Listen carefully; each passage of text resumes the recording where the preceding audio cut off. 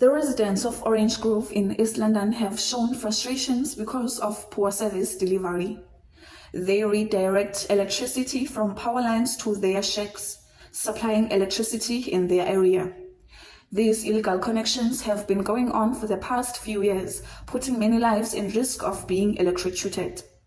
Residents blame slow government electrification programs and corruption. While municipalities struggle to curb theft, these exposed wires and makeshift poles pose direct threats.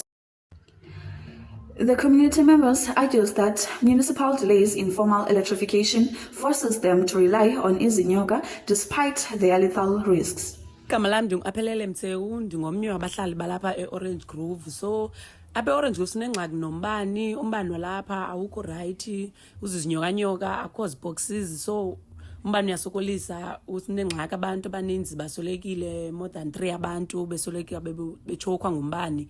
So nje sine problem enjalo nombani, zininzi nje izinto esinazo, and ukansila wareportelwa akazange enze action ngengxaki yombani, and no government for sure no masipala bonke bayayazi ingxaki yombani wale ndawo, but akukho nto bayenzileyo ngaloo nto. Enam Kumba, Phase FM News.